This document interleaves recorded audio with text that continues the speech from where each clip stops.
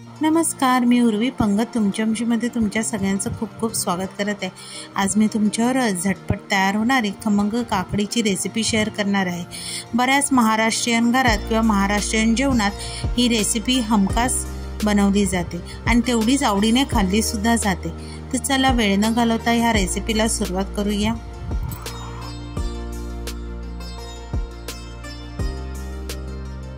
आता खमंग काकडीसाठी मी अशा प्रकारच्या 2 हिरव्या काकड्या घेतलेल्या आहेत। त्याच्या साल काढून त्या आपल्याला बारीक चिरून घ्यायच्या आहेत। आता ह्या चिरताना आधी थोडंसं आपण टेस्ट करून बघायचं आहे। कधी-कधी ह्या काकड्या काय असतात, कडू असतात। तर आता त्या काकड्यांमध्ये मी 2 मोठे चमचे एवढे शेंगदाण्याचा कूट, मूठभर कोथिंबीर, 3 हिरव्या मिरच्या, अर्धी वाटी खवलेला ओला नारळ, 2 चमचे साखर आणि काळं मीठ। आता इथे मीठ आणि साखर ही तुमच्या चवीप्रमाणे कमी जास्त करू शकता। आता इथे मी अर्धा लिंबू पिळून घेतलेला आहे।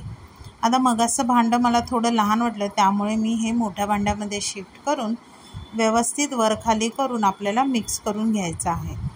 आता ही खमंग काकडी असल्यामुळे त्यामध्ये आपण आता फोडणी देऊया। फोडणीसाठी मी 1 मोठा चमचा एवढं तूप घातलं आहे।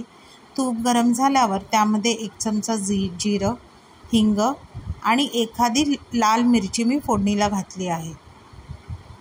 आता ही फोडणी चांगली तडतडली की आपण ही आपल्या काकडीवर घालायची आहे आणि व्यवस्थित मिक्स करायची आहे। आता ही खमंग काकडी तुम्ही जेवणाला बसायच्या आधी अगदी 5-10 मिनिटं आधीही करायची आहे। आधीपासून करून ठेवली तर काकडीला पाणी सुटतं। आता ही अशी खमंग काकडी तुम्ही गरम गरम वाफळलेला भात, त्यावर वरण, एखादी सुकी बटाट्याची भाजी ह्याबरोबर ही खमंग काकडी अगदी चविष्ट लागते।